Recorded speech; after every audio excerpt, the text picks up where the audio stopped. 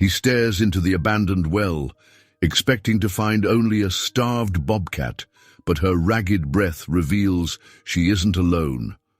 His heart pounds as he spots a second shape lurking behind her, a grim revelation that transforms this rescue into something far more dangerous.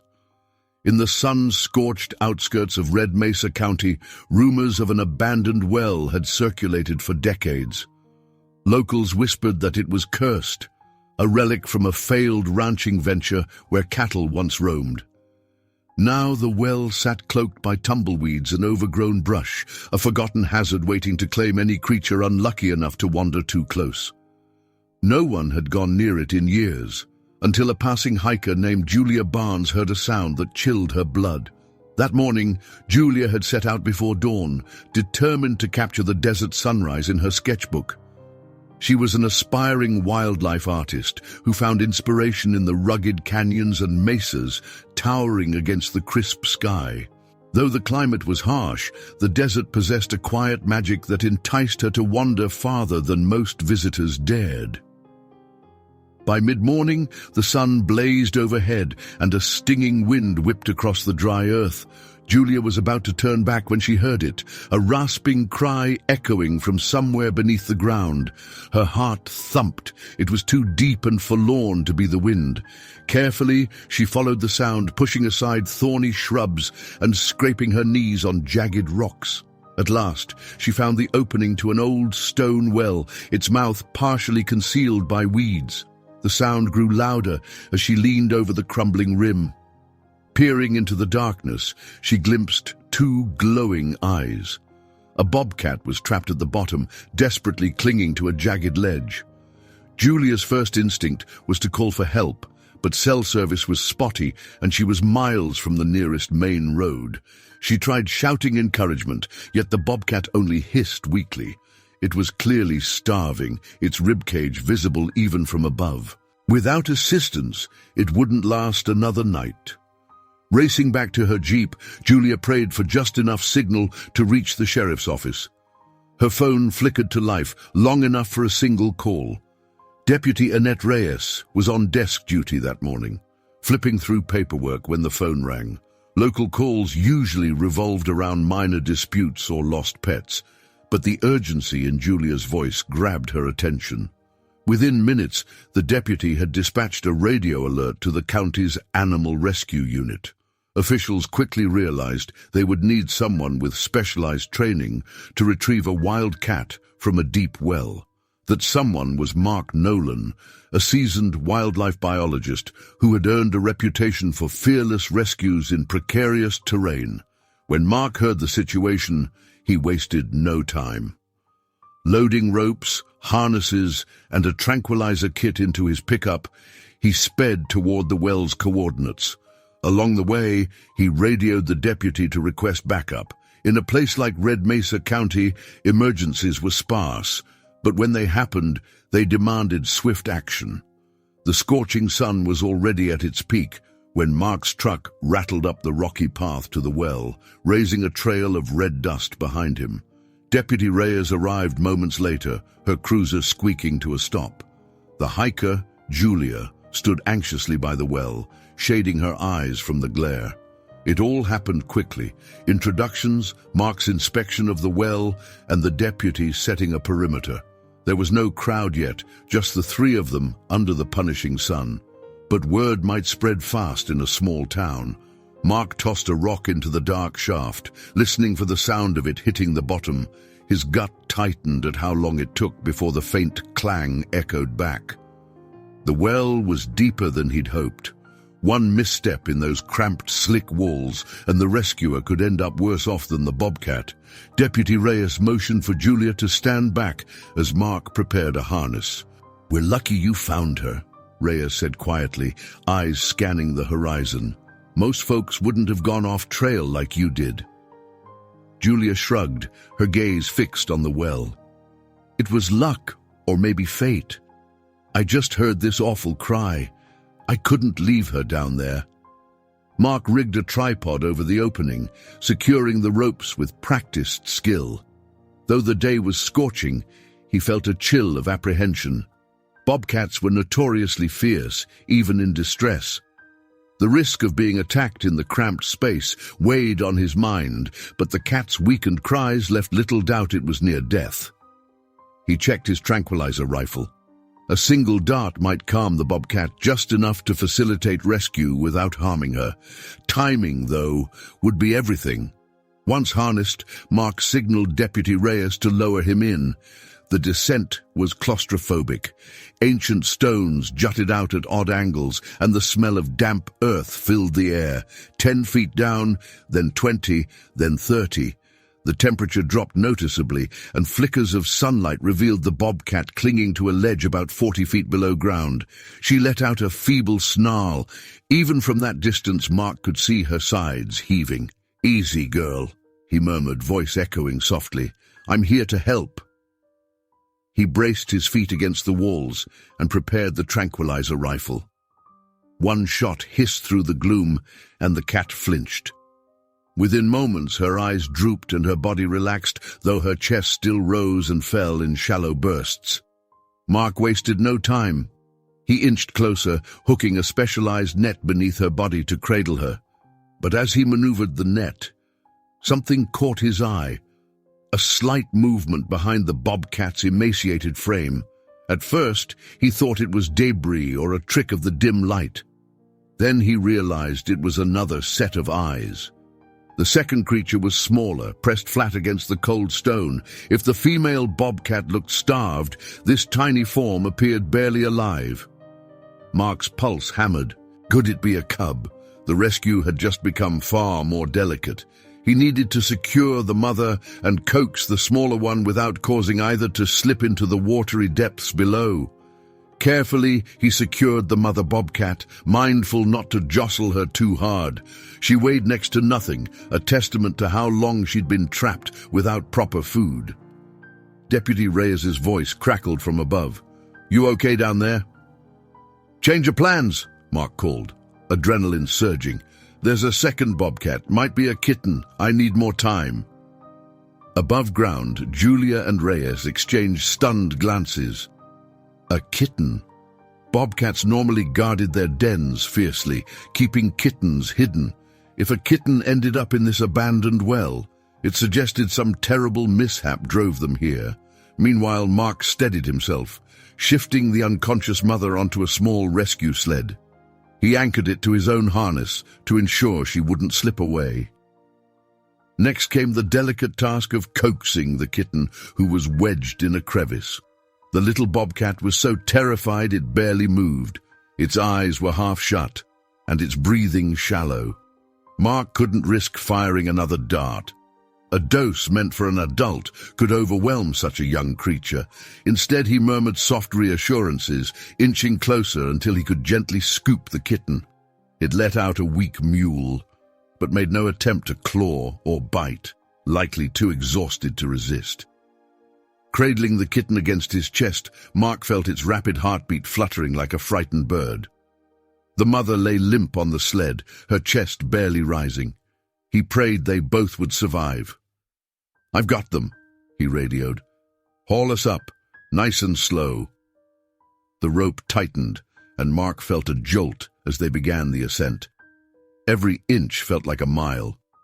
He kept an iron grip on the kitten, glancing down to ensure the mother was secure. Dust rained from the edges, and finally sunlight flared at the opening. Julia gasped at the sight of the smaller bobcat. Deputy Reyes radioed for an emergency wildlife vet. Mark laid the mother on a makeshift tarp, then checked the kitten, whose eyes fluttered open and closed. "They're both in desperate shape," Mark said, voice thick with emotion. Julia knelt beside them. "Is there anything I can do?" "You've done enough," Mark replied gently. Finding them was the difference between life and death. Sirens broke the stillness as a wildlife rehab van rumbled over the rough terrain. Specialists began administering fluids and stabilizing both bobcats for transport. Word traveled fast, and a handful of ranchers and passers-by gathered. Many shook their heads in disbelief at the sight of two battered bobcats pulled from a well they'd all forgotten. Little did Mark know that the most astonishing part of this story was yet to come. As the kitten was lifted into the van, neither Mark nor onlooker could guess what lay ahead. In the hours after Mark Nolan pulled the mother bobcat and her kitten from the old well, wildlife rehab specialists worked to stabilize both animals. The unconscious mother was placed on a stretcher, while Mark cradled the kitten in a padded crate. The desert sun beat down, so a portable canopy was set up for shade. Julia Barnes, the hiker who found them, stood nearby, praying they would survive. Deputy Annette Reyes oversaw the steps, ensuring the well was sealed. Julia had discovered them before her exhaustion forced her to turn back, a twist of fate Mark would never forget. Within an hour, a rehabilitation van carried the bobcats toward the Red Mesa County Wildlife Recovery Facility. Mark followed in his truck, his thoughts tangled in questions. Starvation and dehydration were obvious, but what had driven a fiercely independent predator into that man-made trap? Bobcats tended to avoid human structures. Something felt amiss. He pictured the mother's emaciated form and the kitten's faint cries echoing from the darkness below. If not for Julia's timely intervention, the outcome would have been unthinkable. With every mile, Mark braced himself for the possibility that the worst was yet to come. The facility, despite a plain exterior, housed modern exam rooms, advanced enclosures, and a dedicated team. Leading them was Dr. Miriam Ward, renowned for her calm confidence in emergencies. The moment Mark arrived, she and two assistants lifted the mother bobcat onto a stainless steel table. Another staffer placed the rescued kitten in an incubator, warmed by soft blankets and gentle heat lamps. Mark hovered nearby, his pulse still racing from the rescue. Though he'd seen many animals on the brink, these bobcats, found in such a grim pit, tugged at him in a different way. Dr. Ward started with vital signs and carefully palpated the mother bobcat's abdomen. Her fingers paused, then she reached for an ultrasound. A hush fell over the room as everyone realized there might be something more. The machine's flickering screen revealed a second near-term kitten still inside the mother. Mark's eyes widened. How could a creature so depleted still carry life? The possibility of complications rose sharply. If they didn't act quickly, neither the mother nor the unborn kitten stood much chance of survival. As hours ticked by, the mother bobcat's shallow breathing and worrisome temperature had the team in a rush of concentrated effort. IV fluids and special nutrient mixes were administered in delicate doses. Dr. Ward needed to strengthen the mother without overwhelming her weakened system. Mark watched the monitors with mounting concern. He remembered the limp body he'd hauled up that rope, never suspecting another life was hidden within. Meanwhile, Julia peered through a viewing window, hands pressed to the glass, unable to look away from the battle unfolding.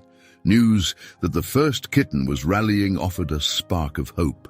The tiny bobcat had opened its eyes and accepted small sips of fluid. A scale reading showed a modest weight gain, enough to ease anxieties for the moment. Even so, the mother's state overshadowed that glimpse of progress. Nurses rotated in and out, monitoring heart rate and respiration. Any dip could mean they'd have to rush her into surgery to save both mother and unborn kitten. Mark had seen miracles happen here before, but he also knew how quickly circumstances could turn.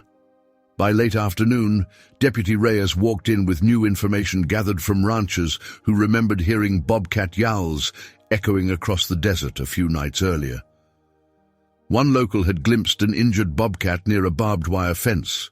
Another claimed the well had long been used as a dumping spot for pests, though no one had verified such rumors. Reyes suspected foul play, but lacked evidence. Mark couldn't shake the feeling that the well had been deliberately left unsealed, or worse, tampered with, to trap predators. He told Reyes he'd help look into it, provided the mother bobcat pulled through. As twilight settled, Dr. Ward made a critical announcement. The mother was too weak to deliver naturally. A C-section would be the only option if her vitals stabilized enough for anesthesia. Julia found herself revisiting that first moment she'd peered down the well. She'd never forget how small and desperate the mother had looked, clinging to a ledge. Now, the same Bobcat teetered between life and death on an exam table, carrying another kitten nobody had known existed, hope mingled with dread. This was a fragile race against the clock, and every second mattered. In the sterile glow of the surgical suite, Mark stood ready.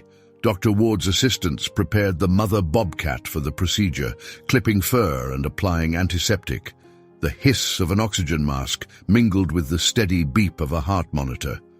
These were the moments that tested even seasoned vets. One assistant double-checked the warming unit where they'd place the newborn if it survived the operation. Another arranged syringes with precise dosages to avoid any overdose. Mark, normally unflappable, felt his heart thudding. He couldn't help recalling the startled look in the mother's eyes when he first reached her in that cramped, stone-lined shaft. The surgery began with a careful incision along the Bobcat's abdomen, all eyes fixated on the mother's heart rate, which dipped alarmingly but then crept back up. Dr. Ward's gloved hands were steady, methodically navigating the precarious state of a starved animal. Minutes stretched. A nurse dabbed sweat from Dr. Ward's forehead. Then came the moment they had all anticipated. A tiny, slick form emerged, letting out a frail cry. Relief surged through the room as an assistant bundled the newborn in a warm towel and hurried it to the heated enclosure. But Dr. Ward wasn't done yet, racing to close the incision and stabilize the mother. For a heart-stopping instant, the mother's pulse fluttered, then steadied as though summoning a final reserve of strength. Mark exhaled shakily, thinking of the kitten in the incubator and the one just delivered. 2 precious lives, both saved against near-impossible odds. Yet the question still loomed: how had this pregnant Bobcat and her older kitten ended up at the bottom of that lethal well in the first place?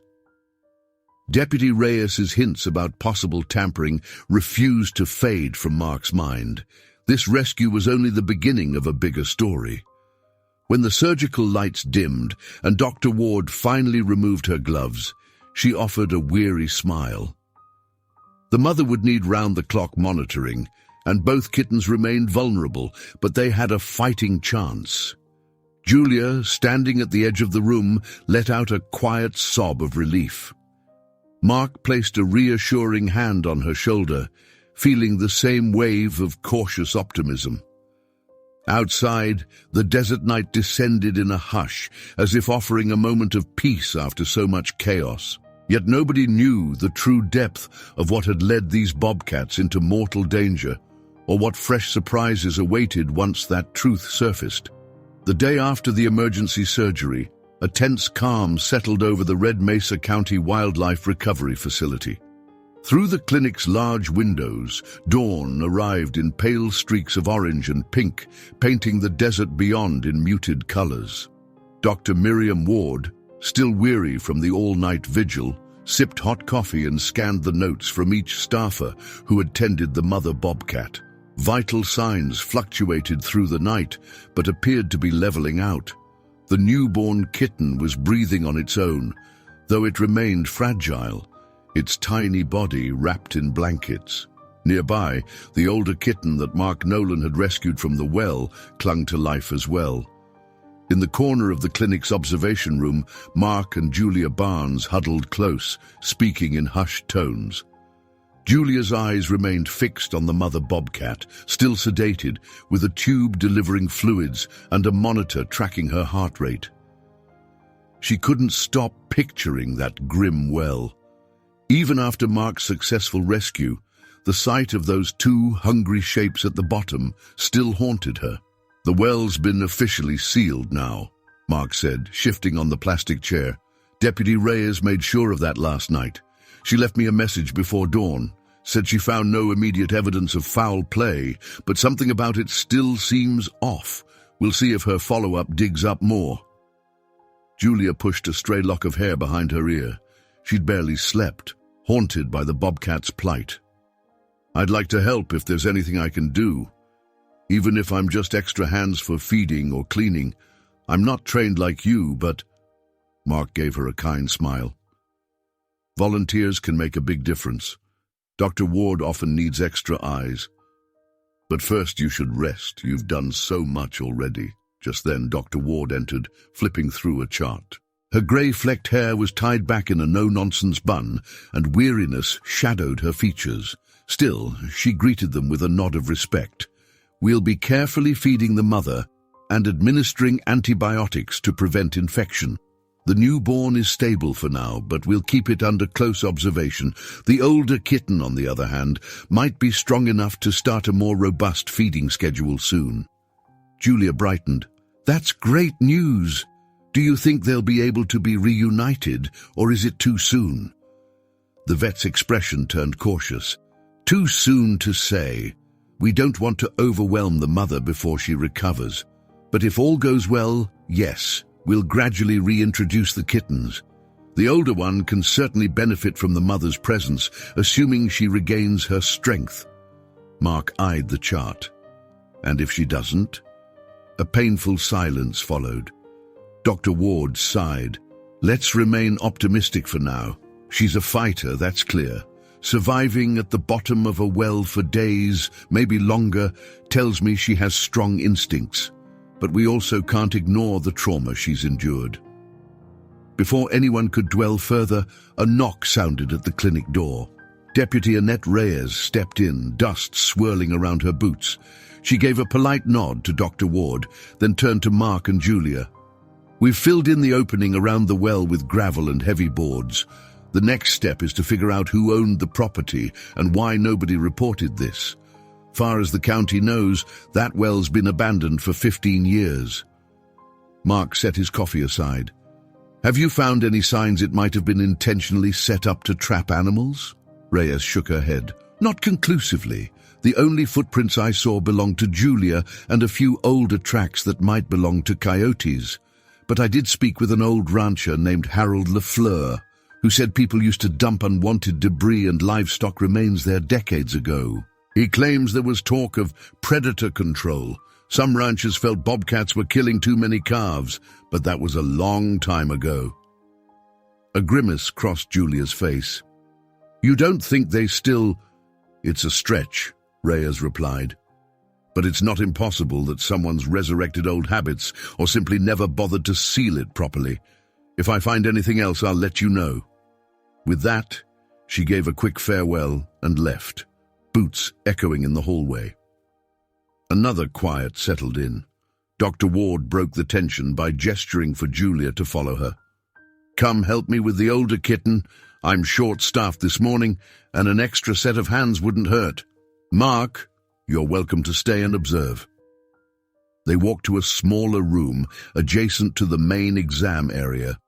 This enclosure was designed for young predators requiring a controlled environment, large enough to allow a bit of movement, yet carefully monitored through reinforced glass. The older kitten lay on soft bedding, still bone-thin, but alert enough to lift its head when Dr. Ward and Julia approached. A faint hiss escaped its throat, but its eyes were more curious than hostile. Julia felt a mixture of awe and sadness seeing the kitten's fragile state. "What do I do?" she asked quietly, noticing the little creature trembling. Dr. Ward handed her a small syringe filled with a high-calorie liquid formula. "We feed in small amounts, frequent intervals. Let's see if it tolerates this." She showed Julia how to position the syringe at the side of the kitten's mouth, taking care to avoid sudden moves. Julia's hand trembled at first, but she steadied her nerves. The bobcat sniffed at the tip, then flicked its tongue and began to lap. Relief flooded through her. "That's it," she murmured with an encouraging smile. She glanced at Dr. Ward. "Maybe I'm imagining things, but I swear it's calmer than I expected." Dr. Ward nodded. "Kittens adjust faster if they aren't in severe pain or terrified. Though wild, this one understands on some level that we're helping." Mark observed from just outside, arms folded. He found himself reflecting on the moment he'd lifted both animals out of the well. Their helplessness contrasted starkly with the innate fierceness bobcats typically displayed. For a predator to allow human handling, it must be on the brink of collapse, or harbor an uncanny resilience that recognized survival in foreign hands.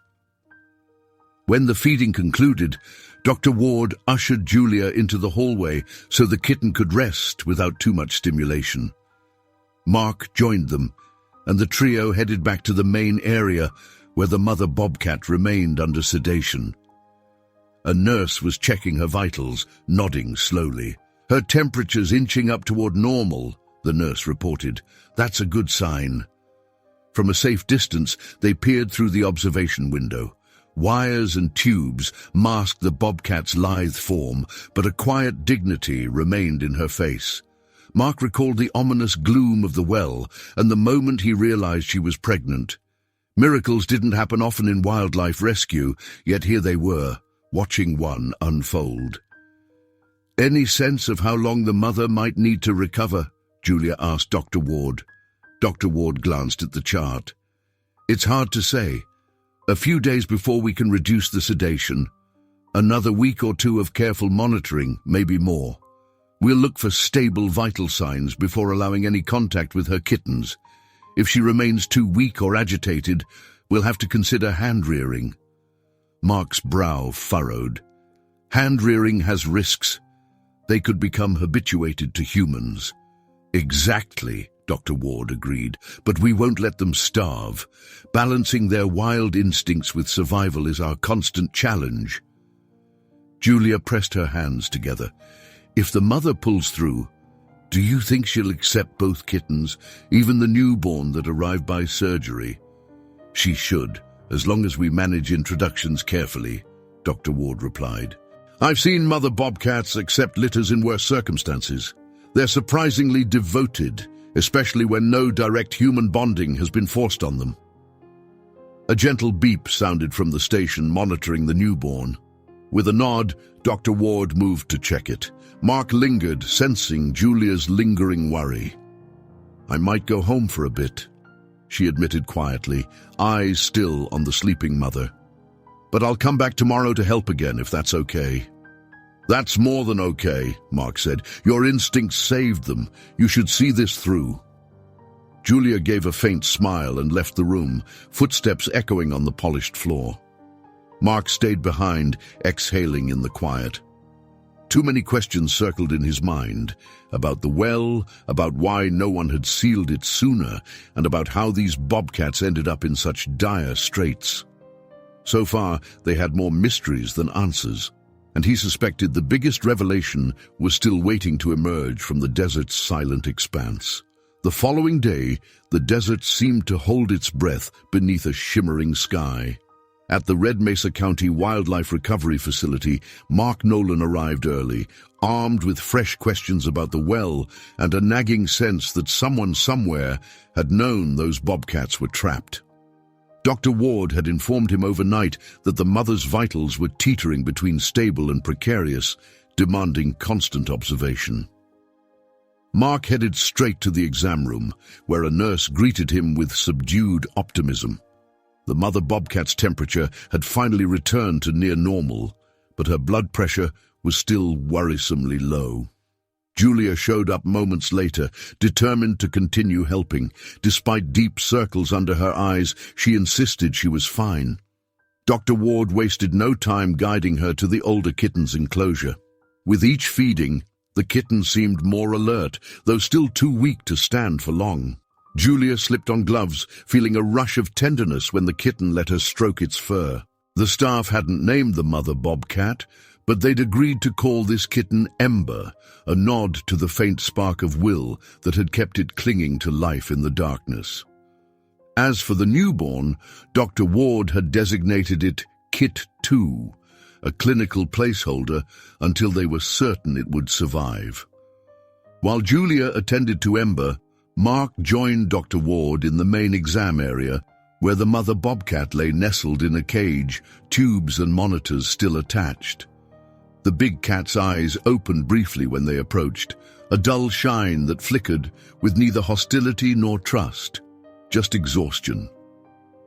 Mark spoke softly, hoping his voice might be a calming presence. He'd witnessed enough wildlife recoveries to know some animals responded to gentle tones, even if they lacked full comprehension. This mother, though battered, still possessed a regal bearing that hinted at her natural fierceness. "She seems a bit stronger," Dr. Ward remarked, checking the latest stats on the monitor, "but it's hard to say if she'll ever be robust enough to return to the wild. If we're lucky, she'll recover fully, assuming no complications from the surgery or infection set in." Mark thought about how delicate the balance was. If the mother failed to improve, they'd have to raise Ember and the newborn without her, a process that might compromise the kitten's wild instincts. Bobcats could be fiercely independent, but captive rearing often made reintroduction more complicated. He glanced at Dr. Ward. "Any chance she can start supervised visits with Ember soon?" "Possibly in a few days. I'd like to see her heart rate stabilize first. Let's keep monitoring." She paused, then added quietly, "By the way, Deputy Reyes called this morning. She's turning up odd whispers from some of the older ranching families, stories about unwanted predators being taken care of out near that well." A muscle tightened in Mark's jaw. "So it might not be a freak accident. That means these bobcats could have been deliberately driven in or fell prey to a setup people ignored." Dr. Ward gave a grave nod. "We can't say for sure, but if there's a pattern, we need to ensure it ends here." Mid-morning light bathed the wide corridor where Julia paused to watch the newborn bobcat through a viewing panel. It looked impossibly small, curled in a bundle of blankets. Yet when she tapped lightly on the glass, it let out a tiny squeak. Dr. Ward had explained that feline neonates sometimes displayed surprising resilience if given warmth and proper nutrition. Still, it could be weeks before the newborn could so much as crawl around on wobbling legs. Julia's phone buzzed, revealing a message from Deputy Reyes. "Need to speak with you and Mark. Found something. We'll be over soon." With a knot in her stomach, Julia sought out Mark, who was already gathering his notes. Together, they sat in the facility's small waiting area, speculating on what Reyes might have discovered. The minutes dragged until finally the deputy strode in, eyes set with determination. She held out a plastic bag with a jagged scrap of metal inside, bits of rust flaking off. "Found this at the site early this morning. It was lodged under a rock near the well's edge. Looks like it might have once been part of a snare or homemade trap. There's no branding, but I've got a colleague checking records." Mark turned the metal piece over in his hands. It was twisted, almost unrecognizable, but he could see how it might fit into a rudimentary leg-hold device.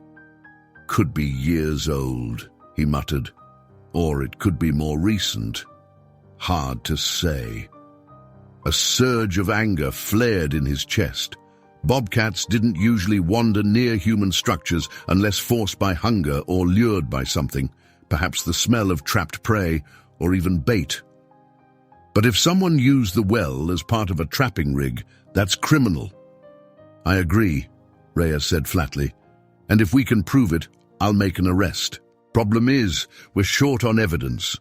Harold Lafleur mentioned seeing men with weird contraptions around there a month ago, but he never reported it. We'll need more than an old hunk of metal." Julia's eyes flashed with indignation. "Is there no other recourse? These animals nearly died." "We'll keep digging," the deputy assured her. "For now, I wanted you both to see this. Let's hope the mother pulls through and helps us piece together more clues. Sometimes the presence of an unusual injury or foreign object can tell us something." With that, Reyes left to continue her investigation. Julia and Mark returned to Dr. Ward, who was tending to the mother bobcat's feeding tube. The vet heard their update with a grim frown. "If the mother does survive, we'll check thoroughly for any scars or injuries indicating she was caught in a trap. It's not uncommon for bobcats to lose toes or sustain deep lacerations from illegal devices. At midday, the clinic staff broke for lunch, rotating duties so someone was always on watch. Julia lingered by Ember's enclosure, capturing sketches of the kitten's face in a small notebook she carried. She was an artist at heart, and something about Ember's fragile courage inspired her. The sketches showed a petite head with tufted ears, wide eyes set deep in a gaunt face. Even in hunger and fear, there was a proud angle to Ember's stare. Later in the afternoon, another step forward came. The mother bobcat stirred enough to lift her head. It was a fleeting motion, but her ears twitched, and she let out a low, raspy sound that resembled a growl. Dr. Ward took it as a sign of progress. "She's getting her senses back," she whispered. "We'll keep sedation minimal if her vitals hold."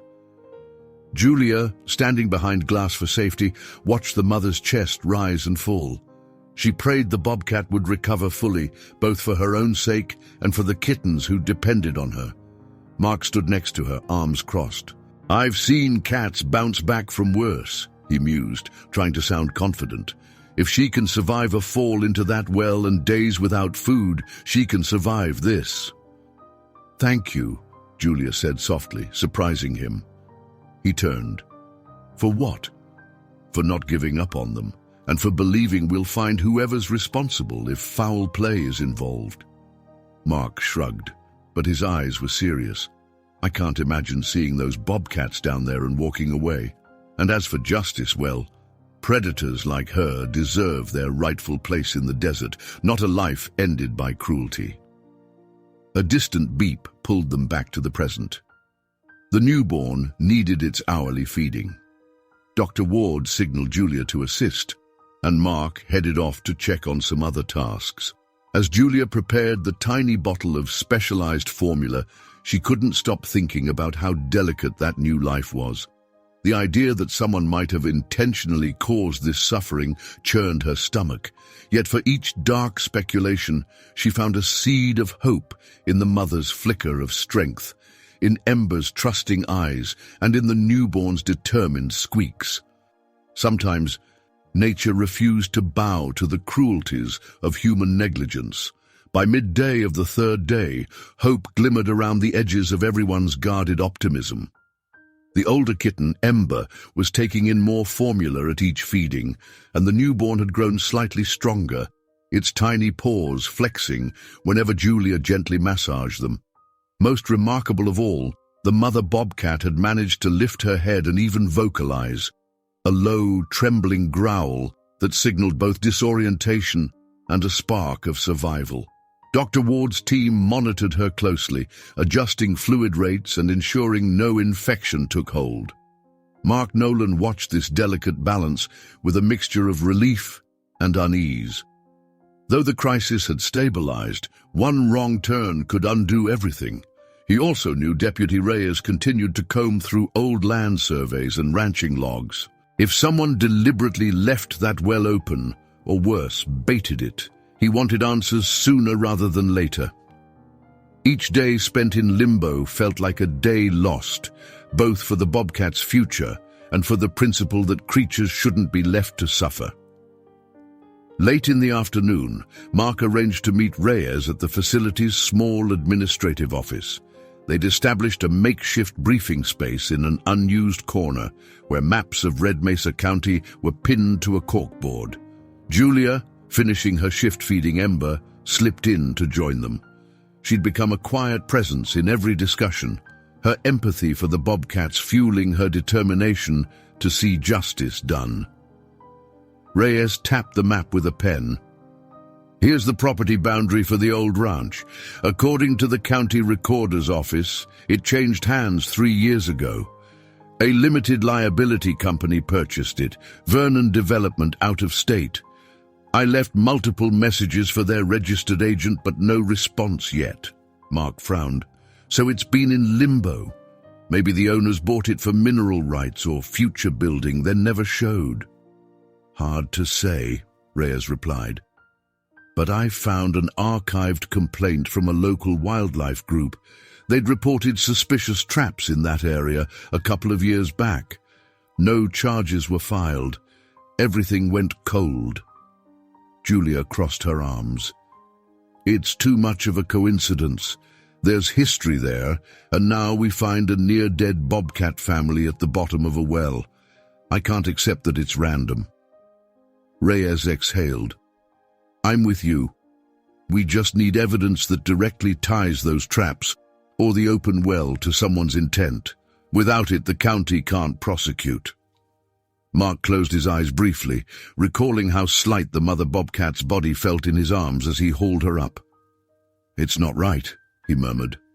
No animal deserves that. Soon after, Reyes left to continue her inquiries, and Julia returned to the medical wing. She found Dr.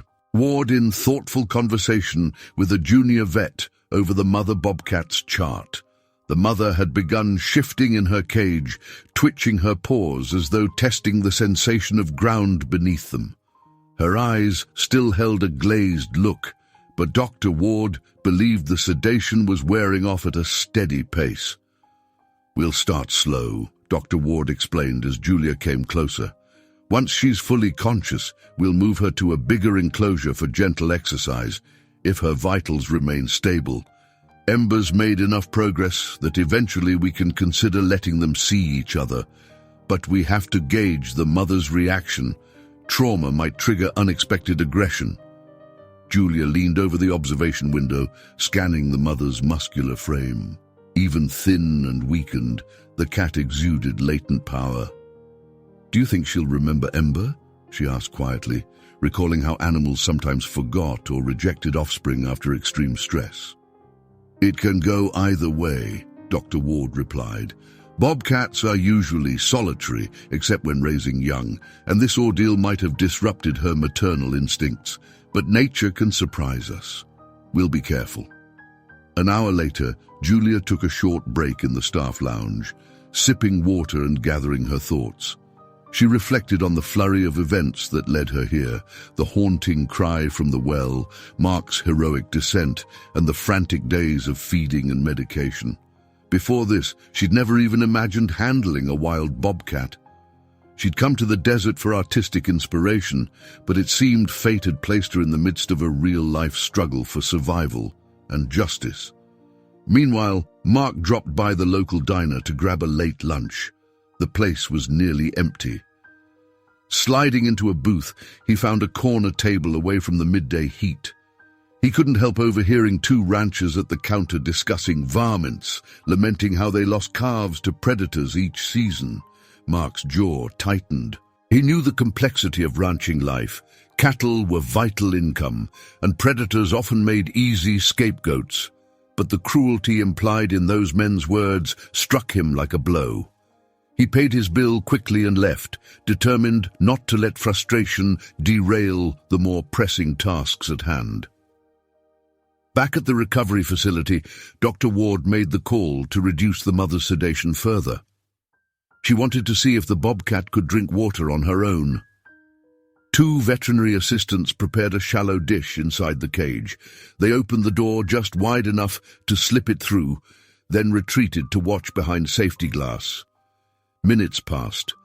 The mother's ears twitched at the sound of metal scraping on the floor, her eyes narrowing suspiciously.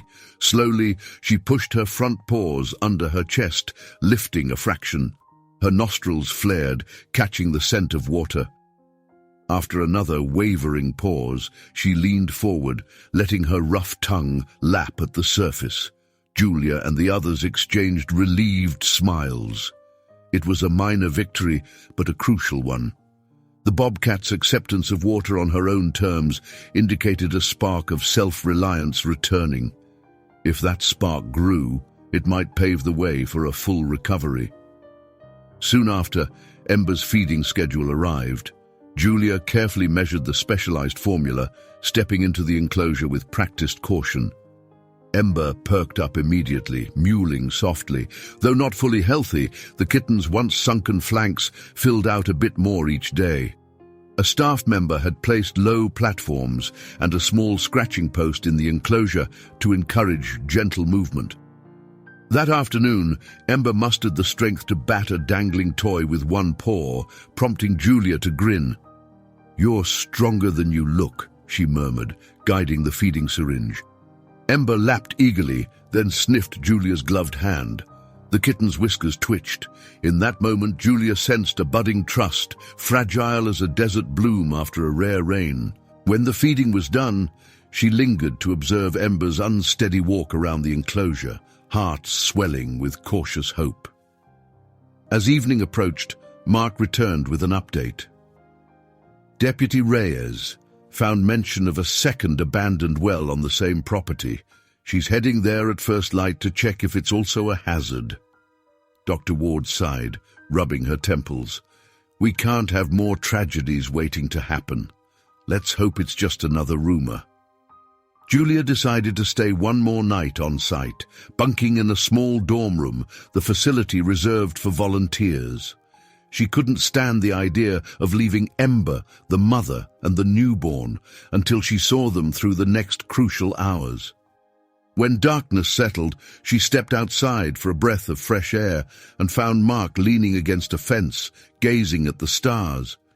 He nodded as she joined him. "Feels like the entire desert is holding its breath." Julia hugged her arms. "It's eerie how quiet it gets at night. Hard to believe so much is going on inside those walls." They stood there, contemplating the wide sky. A gentle wind stirred the scrub brush. No voices, no hum of traffic, just the faint chirr of crickets. Julia imagined bobcats prowling the rocks under moonlight, living out the rhythms of the wild. "Sometimes," she said softly, "I wonder if all this happened to remind us how delicate it all is. Life, wildness, the line between what's ours and what belongs to nature." Mark nodded. "We're caretakers in a way. We don't own this land or the animals. We share it." Just then, a distant yowl broke the stillness. It could have been a coyote, or maybe another bobcat roaming the night. Julia felt a shiver race along her arms, a mixture of awe and apprehension. "Let's hope the mother in there can return to that life someday," she said. "Free, strong, roaming under the stars." Mark glanced back at the building, where lights glowed in the windows. If she keeps improving, she'll have a chance. And so will her kittens. After everything they've endured, maybe they're meant to make it. Under that vast canopy of twinkling stars, they lingered for a moment longer, neither wanting to break the silence that held equal parts uncertainty and promise. At last, they turned and walked inside, determined to face whatever the morning would bring, whether it was a new lead on the ranch property, a breakthrough in the mother's recovery, or an unexpected turn of fate that would test them all over again. At sunrise, Deputy Annette Reyes pulled up to the Red Mesa County Wildlife Recovery Facility in her dust-caked SUV. She found Mark Nolan already waiting, a travel mug of coffee in hand. The plan was simple in theory. Drive together to the rumored second well, investigate its condition, and gather any evidence suggesting the land had been deliberately left hazardous for predators. Julia Barnes, who'd spent another restless night in the volunteers' quarters, insisted on joining them, so they waited while she grabbed a quick breakfast and her sketchbook. As they set off down the winding desert road, the sky glowed pale gold. The conversation in the SUV was subdued. Each of them felt a growing urgency to confirm or dispel the suspicion that someone had turned the old ranch property into a dumping ground or a covert trapping site. Mark glanced at Deputy Reyes, recalling the twisted scrap of metal she'd unearthed. If that second well proved to be open, it would strengthen their case. When they reached the boundary fence, Reyes parked on a patch of flattened sagebrush. Rusty barbed wire sagged between leaning posts, a half-hearted barrier against the emptiness beyond. The land was silent except for the occasional scrape of wind through scrub. From a distance, they spotted a narrow depression in the earth ringed by tumbleweeds. This time, no boards or gravel covered the opening, and it looked even more treacherous than the first well. "I'll check for footprints," Mark said, slinging a small pack over his shoulder. Julia followed in his steps, scanning the ground for any sign of recent human or animal activity. Reyes hung back by the SUV, snapping photos of the site for official records. A faint odor of decay lingered near the depression, hinting at something that had fallen in and never escaped. Cautiously, Mark knelt by the rim. Old stones ringed the hole, many cracked or missing entirely.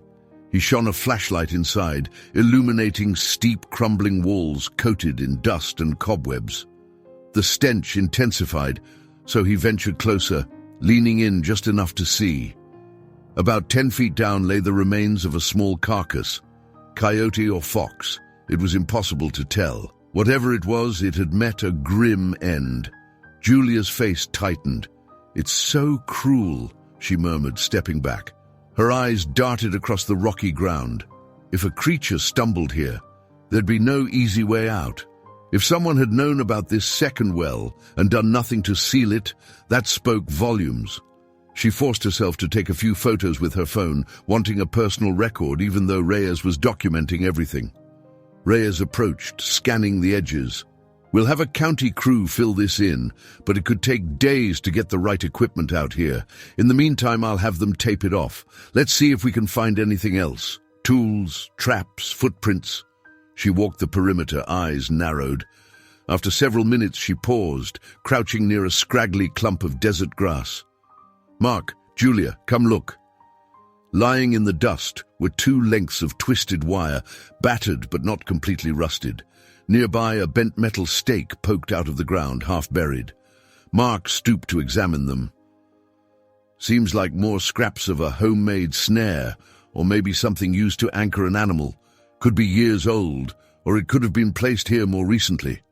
Reyes snapped photos and placed the pieces in a sealed evidence bag. "Another piece of the puzzle." She stood, glancing around the abandoned property. "Let's hope it connects back to the same people who own this land. If we prove negligence, or worse, we might prevent more animals from dying." They scouted for another hour under the rising sun, but aside from dried scat and old footprints that could belong to coyotes, they found little else. Eventually, they returned to the SUV, sweaty and somber. As Reyes drove back toward town, Julia stared out the window, imagining how many unseen dangers might be scattered across these desert ranchlands. She remembered the mother bobcat's terrified eyes at the bottom of that first well. This second pit felt like a shadow echo, just as deadly. Their return to the wildlife facility brought a flicker of relief. A veterinary assistant rushed to greet them, announcing that the mother bobcat had stood up for the first time since her rescue. Mark and Julia exchanged glances of cautious optimism. Reyes, with a tight schedule, parted ways to file her report. Mark and Julia headed straight to the medical wing. Inside, they found Dr. Ward adjusting the mother bobcat's enclosure. True to the assistant's word, the bobcat was no longer lying prone. Though still gaunt, she stood on wobbly legs, her fur prickling with signs of agitation. When Mark and Julia approached the viewing window, the cat flicked an ear and let out a hoarse growl. "She's definitely regaining strength," Dr. Ward said, voice tempered with professional calm. "We need to be ready for defensive behavior as she realizes her captivity. If she shows stable vitals, I'd like to move her to the larger transition enclosure tomorrow. That might ease her stress." Mark nodded, noticing the sparks in the bobcat's eyes. "Has she eaten?" "Small amounts. We placed fresh meat in a dish, and she's been nibbling. It's a good sign of hunger returning." Dr. Ward glanced toward another enclosure. "Ember's doing well too, but we haven't introduced them yet. We'll need sedation for the mother if we do that soon, just to ensure safety for the kitten." Julia pressed her hand to the glass, a twinge of awe coursing through her.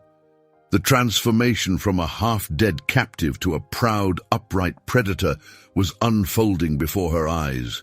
She tried to imagine what the bobcat was feeling, confusion, perhaps fear, but maybe also the earliest sensations of recovery.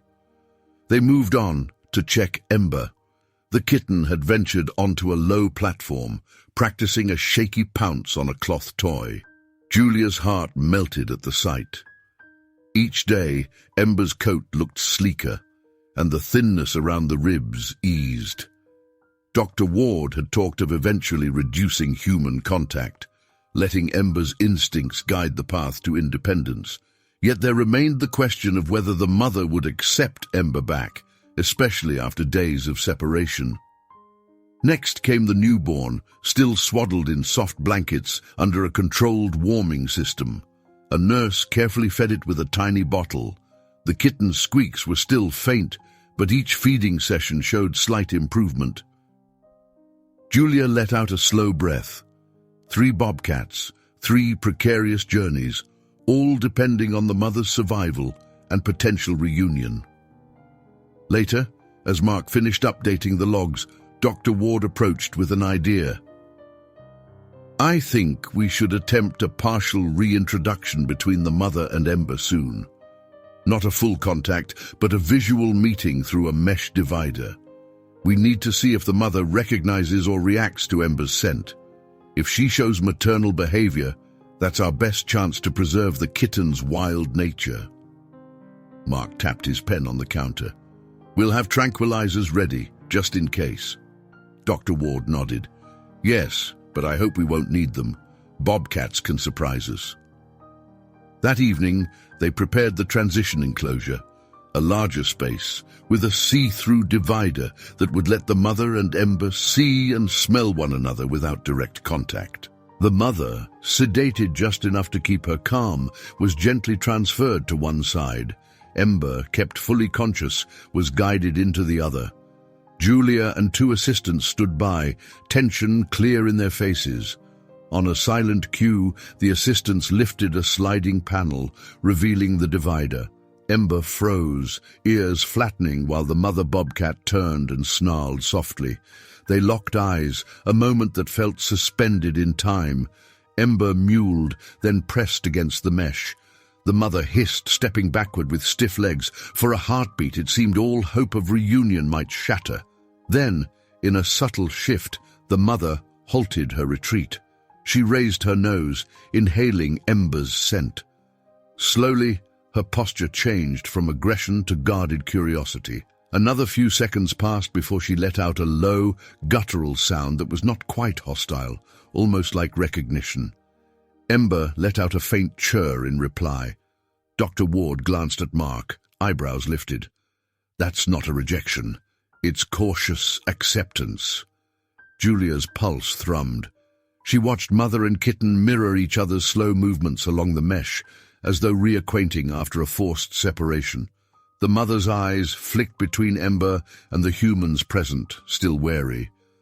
But she no longer hissed.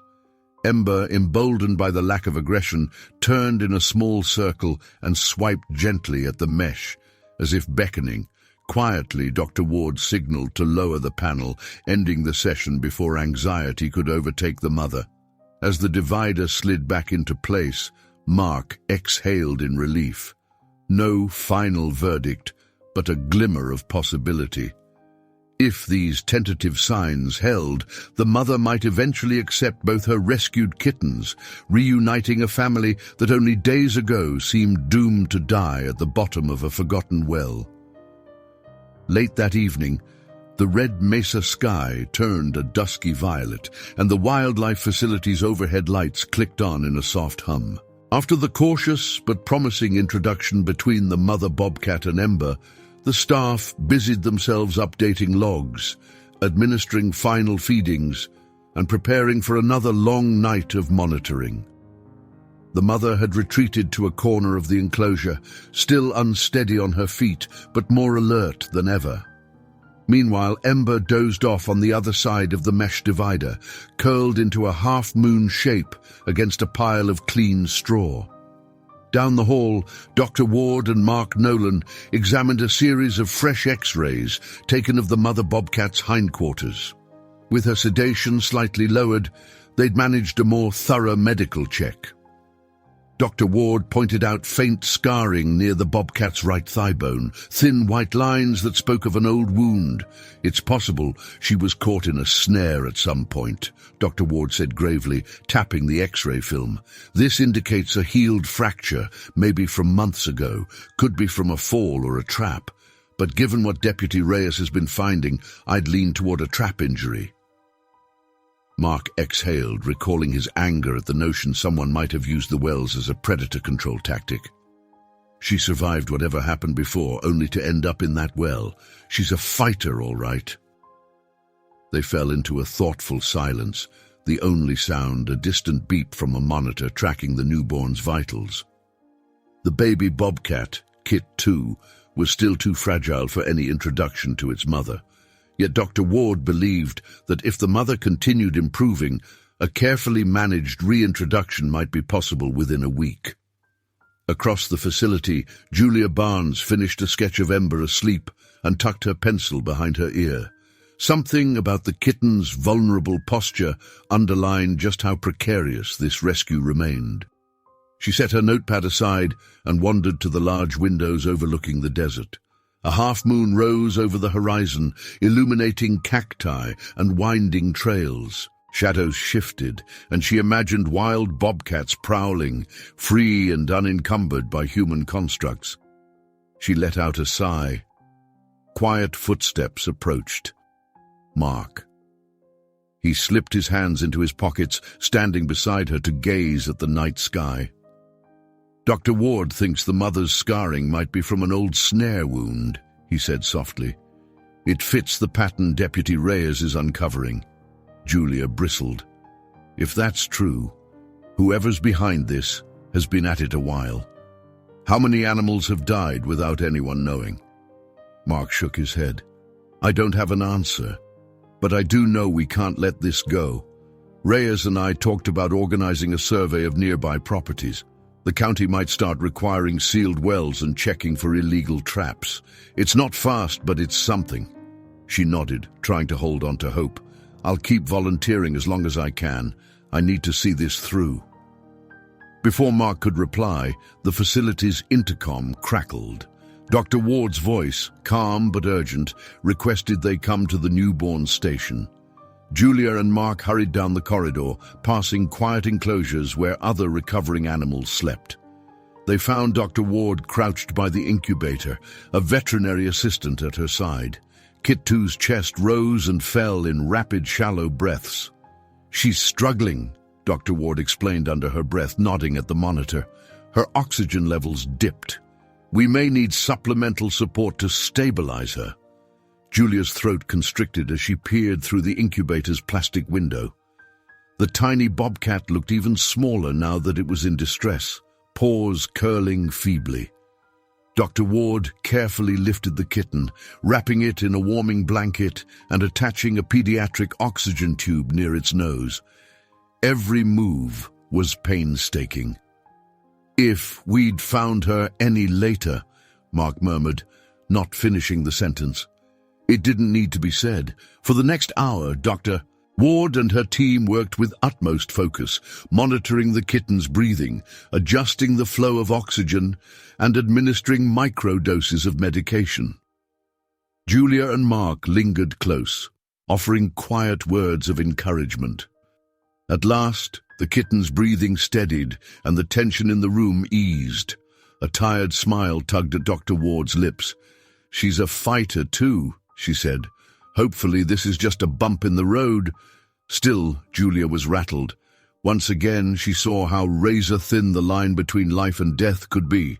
If nature had run its course in that well, the Bobcat family would have perished. She resolved then and there to support Dr. Ward in any way possible, to help these bobcats heal and, if feasible, return them to the wild where they belonged. The next day arrived with bright sunshine and news from Deputy Reyes. She called Mark's cell phone shortly after dawn, her voice brimming with determination. I got a hold of someone at Vernon Development. They claim they're not responsible for anything on the property, citing an agreement with another managing partner. Sounds like a shell game, but they did give me a name. Reuben Clay. He's a local who might have been hired to oversee the land. I'm tracking him down now. Mark relayed the update to Julia, and they shared a look of grim satisfaction. It wasn't definitive proof, but at least they had a name. Perhaps confronting this person would yield answers.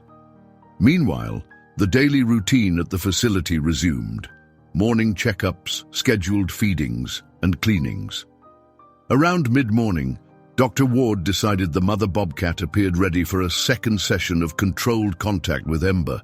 She administered a mild sedative to keep the mother calm, then set up the mesh divider as before. Ember, more alert by the day, paced on her side.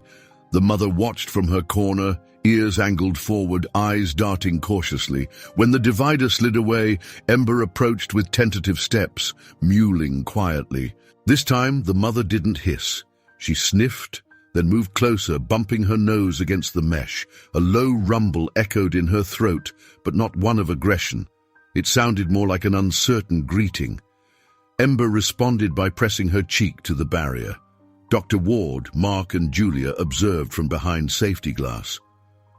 "Better than last time," Dr. Ward whispered, gesturing to the mother's body language. She'd lowered her head slightly, a cautious sign of acceptance. "She's still on edge, but I don't see active hostility." After a few minutes, they ended the session to avoid overwhelming the mother. Ember gave a disappointed mew when the divider slid back, but Mark's heart lifted. Each small breakthrough felt like a crucial step toward reuniting the family.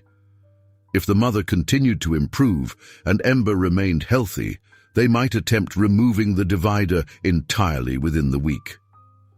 That evening, once the staff had finished final rounds, Julia wandered to the courtyard for fresh air, her thoughts restless. She found Mark there, phone pressed to his ear, speaking in hushed tones. When he ended the call, he turned to her with a mix of resolve and anger. "That was Reyes," he said, raking a hand through his hair. "She tracked down that Reuben Clay. He's known around here for predator control work, unofficial stuff. Apparently ranchers sometimes pay him under the table to deal with problem animals." Julia's stomach twisted. "So he might be the one setting traps?" Mark nodded. "Could be. Reyes said Clay denies knowing anything about bobcats in a well, but he admits he was hired to manage predators on that property last year. She's going to push for more details. If we can link him to those twisted wires or the open wells, we might have a case." A wave of indignation coursed through Julia.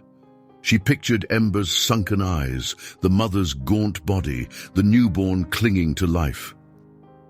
"We can't let him slide if he's responsible."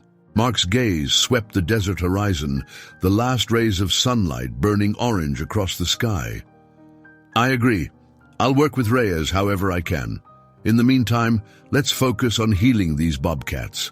One day, if they're ready, we'll send them back out there, hopefully into a safer place than the one they left." They stood together, caught between the promise of holding a culprit accountable and the fragile hope unfolding within the facility walls. Tomorrow might bring clarity, or it might reveal more obstacles, but neither Mark nor Julia would rest until they found a resolution for the bobcats who never should have suffered in that dark, abandoned well in the first place. Early the next morning, the desert air carried a hint of coolness before the sun rose high.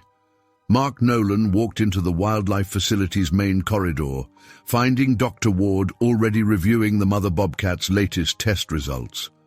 Under sedation levels that were now minimal, the bobcat had eaten more overnight and even paced the length of her enclosure. No sign of infection emerged from her surgical site, which Dr. Ward declared a small miracle. "Her strength is returning faster than I anticipated," Dr. Ward said, handing Mark a chart. "We'll keep a close eye, but she may be ready to meet Ember face-to-face soon, possibly tomorrow, if the next sessions with the mesh divider go smoothly." Mark nodded, relief washing through him. This was the best news he'd had all week. "And what about the newborn, Kit 2?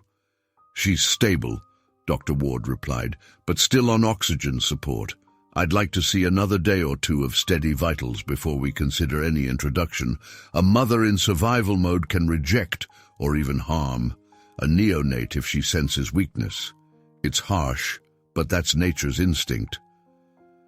Mark agreed with a grim nod. Nature could be ruthless, yet he also knew maternal instincts sometimes defied expectations, especially under the right conditions. He glanced at the window leading to Ember's enclosure. The kitten was curled up, dozing in a warm patch of morning light. Ember's coat looked healthier each day, the once gaunt flanks filling out. Julia Barnes arrived soon after, bleary-eyed but determined. She offered a quick hello before heading to Ember's enclosure to assist with the feeding. Over the past week, she'd grown adept at the procedure, coaxing Ember to drink formula or accept small pieces of soft meat. The kitten recognized her presence now, flicking its ears in a subdued greeting whenever she entered. As Julia gently fed Ember, her thoughts drifted to the ongoing investigation. She wondered if Deputy Reyes had confronted Reuben Clay or found more tangible proof of wrongdoing. She still couldn't shake images of that second well, the twisted metal scraps and the half-buried steak. Every time she looked at Ember, she burned with the conviction that no creature deserved to suffer at the bottom of such a trap. Just after noon, a call came through on Mark's phone. It was Reyes, sounding as though she were juggling both frustration and triumph. "I found Reuben Clay," she announced briskly. "He's holed up in a ramshackle trailer off a spur road near the ranch property. He's not friendly, threatening me with talk about trespassing and property rights. But get this, he let slip that he's been keeping predators away with methods handed down by older ranchers. Didn't outright admit to anything illegal, but it's close." Mark tightened his grip on the phone. "Do you have enough to bring charges?" "Not yet," Reyes said, her voice dropping, "but I suspect he knows more than he's saying. I'm going to talk to the county attorney, see if we can get a search warrant for his place. If we can tie him to those wires or the snare marks on that mother bobcat, we'll have a solid case."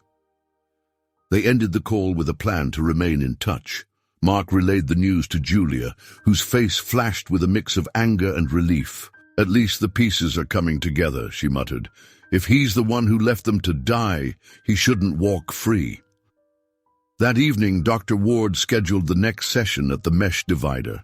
Ember displayed clear excitement as soon as she was guided into position, pacing and letting out plaintive mews. The mother bobcat, more alert than ever, eyed the arrangement warily from her side. A light sedative had been administered to keep her calm, but she still moved with fluid caution, tail tip twitching as she approached the mesh. When the partition lifted, Ember immediately trotted closer. This time, the mother neither hissed nor retreated. She sniffed the air, then bent her head downward, allowing Ember to nuzzle along the barrier. Watching from behind safety glass, Mark noted the softness in the mother's gaze, a faint but unmistakable shift from suspicion to something more protective. Dr. Ward gave a quiet nod of approval. Over several minutes, mother and kitten mirrored each other's movements, rubbing cheeks against the mesh in an almost affectionate dance. Ember let out a series of mews, swiping the barrier gently with her paws. The mother rumbled low in her throat, but her posture remained calm. Dr. Ward signaled for the session to end on a high note, lowering the partition before stress could build. "That's remarkable progress," she said to Mark and Julia. "If things continue at this rate, we can attempt a direct introduction. I'm still cautious, but the signs are positive." Julia's smile was radiant. "I never imagined a wild cat could show so much patience, especially after all she's been through." By the next morning, Reyes had delivered an update. She was indeed seeking a warrant to inspect Clay's trailer, hoping to find snares or records. Meanwhile, Mark and Dr. Ward decided that, with a careful approach, the mother and Ember might meet in the same enclosure, no barrier this time. They arranged a larger pen with plenty of hideaways, just in case the bobcat grew agitated. Medics stood by with tranquilizer darts, but everyone hoped they wouldn't be needed. Julia found herself trembling with anticipation as she watched from the observation area. Ember was led in first, stretching and sniffing the air. Dr. Ward opened a separate door, allowing the mother to enter from the far side. For a moment, the mother froze, her eyes locking on Ember. A wave of tension rippled through the watchers. Slowly, Ember took a few uncertain steps forward, tail low but not tucked, ears perked.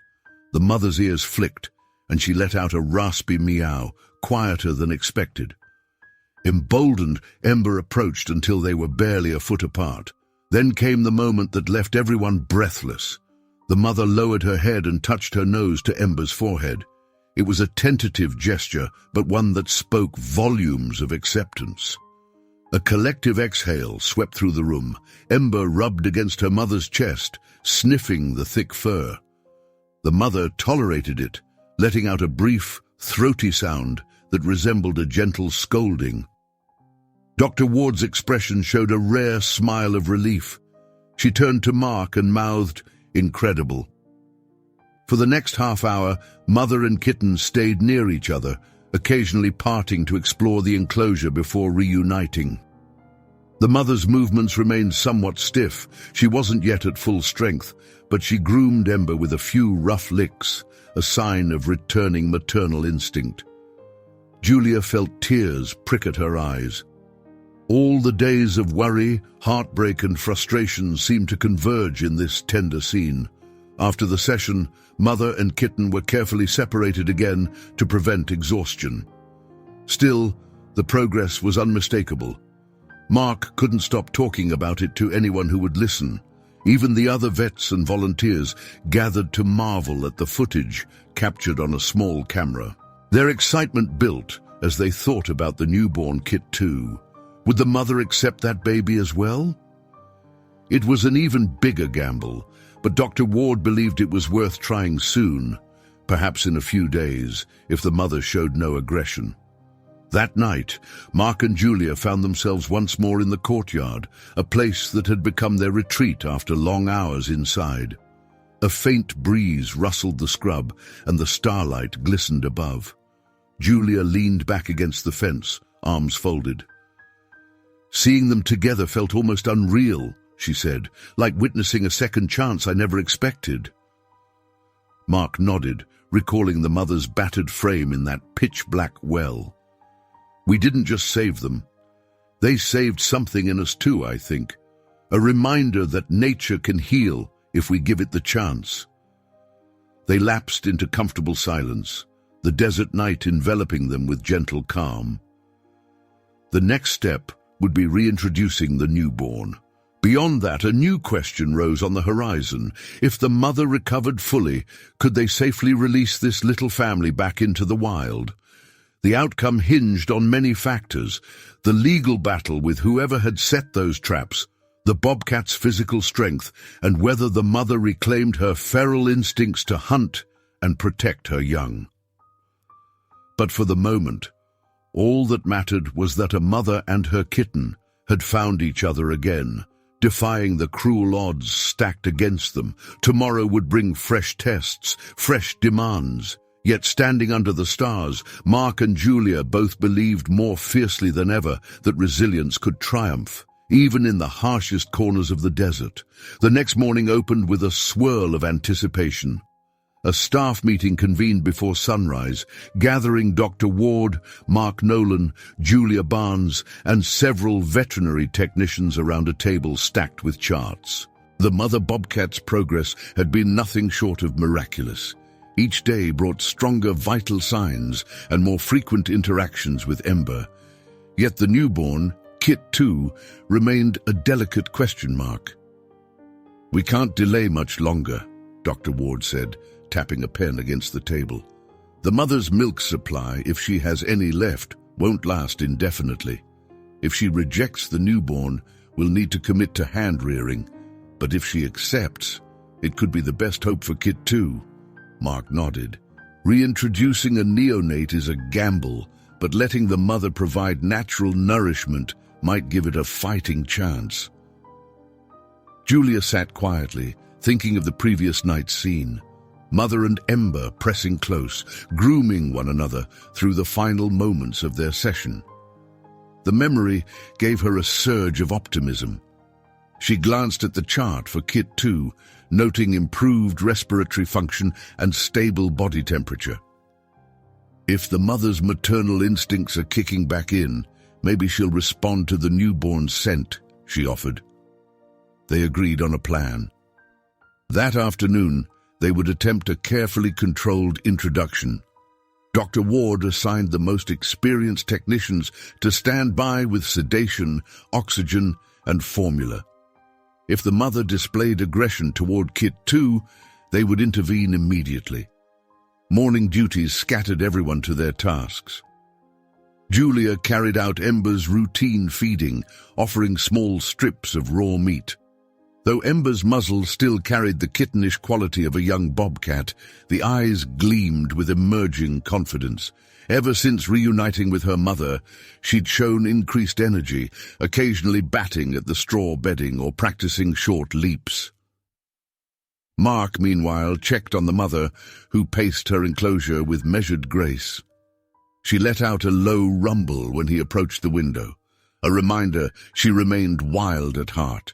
Yet her movements lacked the desperation of earlier days, replaced by a steady vigilance. Mark interpreted it as an encouraging sign, a bobcat regaining the edge of her instincts. By midday, Deputy Reyes stopped by with unexpected news. She'd arrived in plain clothes, exhaustion visible in the slump of her shoulders. "We got the warrant," she announced in hushed triumph.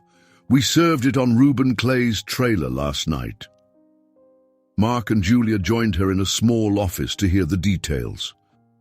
"We found half-assembled snares, pliers, wire cutters, and a stash of rotting meat that could have been bait.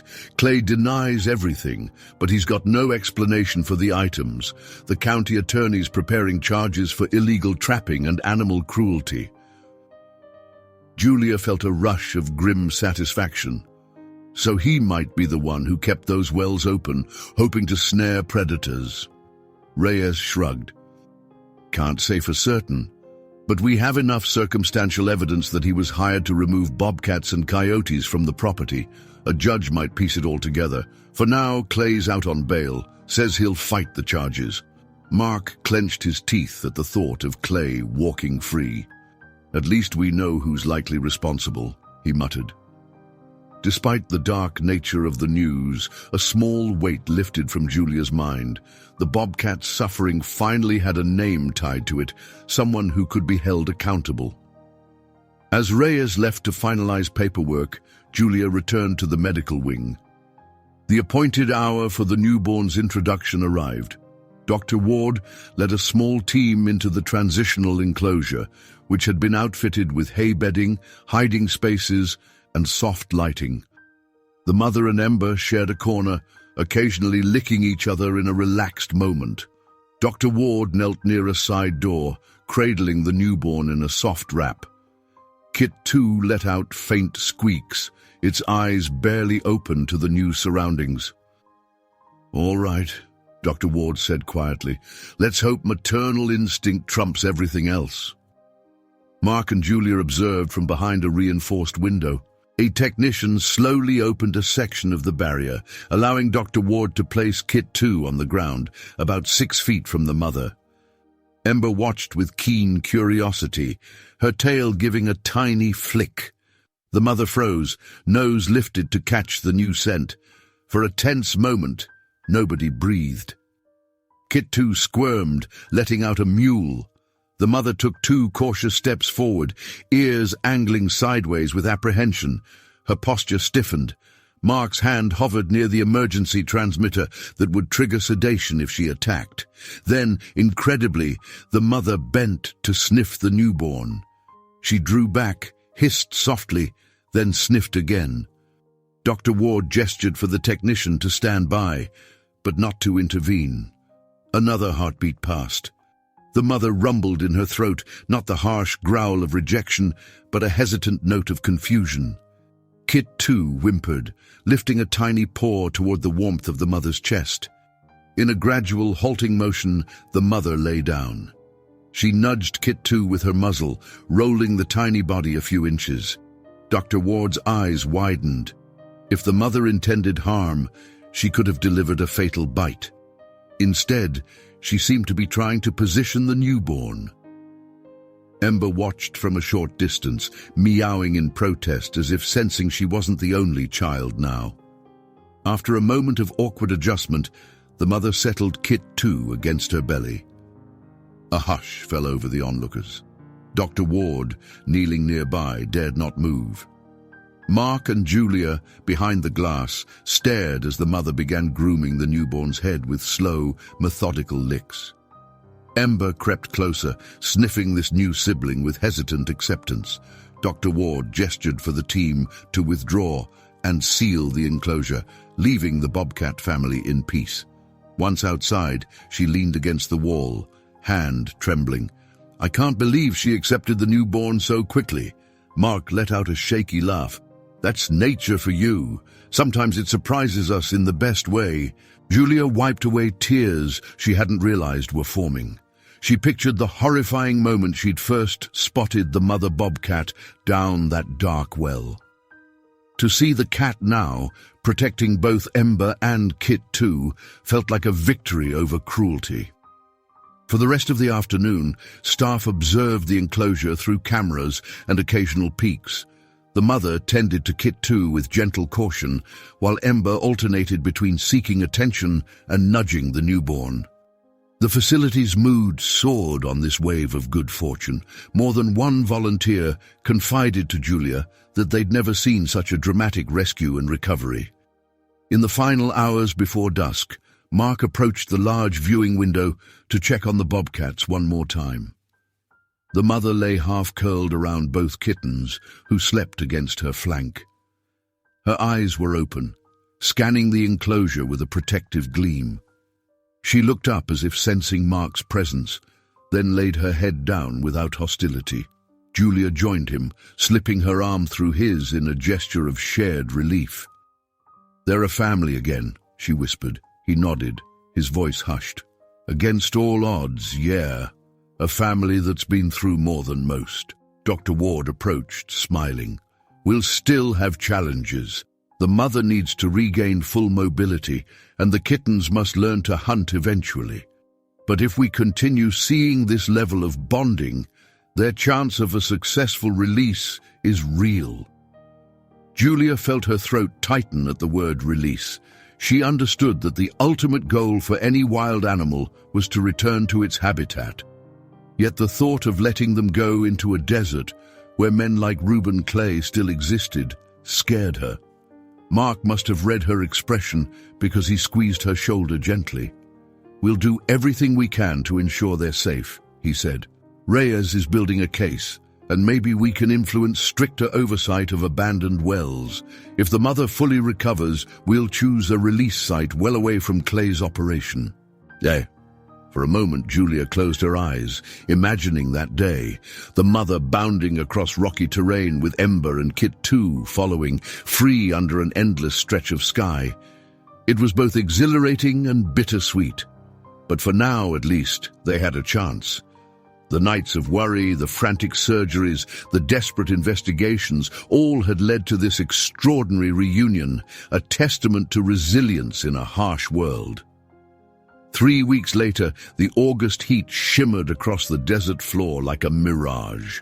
At the Red Mesa County Wildlife Recovery Facility, the air conditioning hummed steadily, attempting to tame the relentless sun. Inside, staff bustled with anticipation. Today was the day they had waited for. If all went well, the Bobcat family would begin their journey toward a soft release. In an outdoor holding area, specially prepared for predators nearing rehabilitation, the mother bobcat paced with fluid grace. Lean muscles rippled beneath her newly glossy coat. Her surgical scar had healed cleanly, leaving only a faint line hidden by fur. Ember, bigger now and sporting bright eyes and tufted ears, tested her developing agility on low branches placed in the enclosure. and Kit too, steadily gaining strength, clambered after its older sibling with clumsy determination. All three formed a trio of spotted motion, unified by the mother's attentive watch. Mark Nolan stood at the enclosure's edge, eyes bright with pride. The transformation from starved, near-dead survivors to robust young predators was as remarkable as any he'd seen. He couldn't help recalling the moment he first spotted the mother clinging to the well's ledge, hopelessness etched in her eyes. Now she displayed the regal bearing of a wild cat, no longer at the mercy of human cruelty. Julia Barnes joined him, cradling her ever-present sketchbook. Her gaze flicked between the bobcats and the surrounding desert, where craggy outcroppings promised freedom beyond these fences. Behind them, Dr. Ward and Deputy Annette Reyes conferred quietly. Reyes, sporting the same dusty boots she'd worn to investigate the wells, had updates on the legal front. Reuben Clay is facing charges of illegal trapping and animal cruelty, she explained. He pled not guilty, but the evidence is strong. Even if he doesn't do jail time, he's lost the ranch contract. The property owners have disavowed him. Dr. Ward nodded. What about sealing the wells? The county ordered both wells permanently filled, Reyes confirmed. Work crews finished last week. We're also pushing for stricter regulations on all abandoned properties. Might not be perfect, but it's progress. Julia overheard, gratitude and relief mingling in her chest. At least no more animals would die in that horrific trap. She watched the mother bobcat toss a piece of straw into the air, prompting Ember and Kit too to pounce in playful mimicry. The mother's eyes glowed with life, no trace left of the desperation that once defined her. Mark turned to Dr. Ward. So, what's the next step for their release? She took a breath, scanning her notes. A soft release pen has been set up in a remote but suitable habitat, about 20 miles from the old ranch property. We'll move the family there, where they'll have minimal human contact but still receive supplemental feeding if needed. Over time, we'll reduce feeding until the mother hunts on her own. Then we'll open the pen. If she chooses to leave, she'll be free. Julia's heart beat faster. She'd known this day would come, yet the finality of it stirred complicated feelings. Her bond with Ember and Kit too was undeniable, forged during those quiet hours of feeding and care. Yet she also understood. These were wild creatures. Their rightful place was out there, where moonlight replaced electric bulbs and the distant howls of coyotes sang through the canyons. Preparations commenced. A specialized transport crate, roomy enough for the mother and both kittens, was lined with straw. The plan was to sedate the mother lightly so she wouldn't injure herself or the kittens during transit. As Mark readied the tranquilizer dart, Julia murmured words of encouragement. "It's your big day," she whispered through the enclosure's mesh, even though she knew they couldn't truly understand. Ember blinked, her tufted ears twitching in the heat. The darting process went smoothly. The mother's ears flattened at the faint sting, but she sank into a controlled drowsiness within minutes. Ember hissed once, unsure, but didn't bolt. Kit too crouched at its mother's side, tail flicking anxiously. Mark, Dr. Ward, and a vet tech slipped into the enclosure. Gently, they maneuvered the bobcats into the padded crate. The mother roused enough to snarl softly, but her sedation dulled any aggression, and soon all three were secured. Less than an hour later, Mark's truck led a small convoy through winding desert roads. Julia rode shotgun, her eyes scanning the horizon for the towering rock formations that signified their remote release site. Dr. Ward followed in a van carrying additional supplies, while Reyes had volunteered to come along in an official capacity, ensuring everything met wildlife regulations and providing a final sense of closure for the case she'd pursued so tirelessly. When they finally arrived at the designated area, a secluded stretch of land dotted with juniper and pinyon pines, a hush fell over the group. The soft release enclosure was a sturdy structure built against a natural rock wall, blending into the landscape, It offered shade, hiding places, and enough space for the bobcats to move freely while still being observed through hidden cameras. "Let's get them settled," Dr. Ward said, hopping down from her van. The midday sun was fierce, and a breeze carried the sharp scent of sage. Birds circled overhead, and in the distance a lone hawk cried, as though heralding the bobcat's arrival. Working in practiced unison, they transferred the crate into the pen. A vet administered a mild stimulant to ease the mother back to partial awareness. At Dr. Ward's nod, Julia and Mark lifted the crate's door. Slowly, the mother stepped out on unsteady paws. Ember followed, taking small, bounding steps as though testing a new playground. Kit, too, stumbled into a patch of sunlight, letting out a high-pitched chirp of wonder. The mother, shaking off the last vestiges of sedation, blinked at her new surroundings. Tall grasses rustled underfoot. She turned her head, nostrils flaring, scanning for potential threats. Satisfied that no immediate danger lurked, she advanced further. Her tail flicked, calling Ember and Kit too to her side. Julia's vision blurred with tears she fought to hide. This moment was both a goodbye and a beginning. She glanced at Mark, who wore a bittersweet grin of his own. Dr. Ward motioned for them all to step away, locking the enclosure from outside. For the next weeks, they'd monitor the bobcats via remote cameras, minimizing human presence so the family could reacclimate to living wild. Just before they departed, Julia lingered near the chain-link gate, watching the mother nuzzle Ember. The kittens had already begun chasing each other through dry brush, occasionally bumping into the mother for a reassuring lick. The scene exuded pure joy, and also a warning that humans needed to keep their distance. These animals belonged to a realm governed by instinct, not compassion for any onlooker's sentiment. "That's it," Dr. Ward said gently, resting a hand on Julia's shoulder. "Let's leave them to their new home." They hiked back to their vehicles. Standing beside his truck, Mark took one last look at the enclosure, then turned to Julia and Reyes. "We did all we could. Now it's up to them." Reyes, her face warmed by a rare smile, nodded. "At least we know the wells that trapped them are sealed for good. No more unsuspecting animals will fall victim there, and once Clay faces trial, maybe this region will tighten its rules on abandoned sites."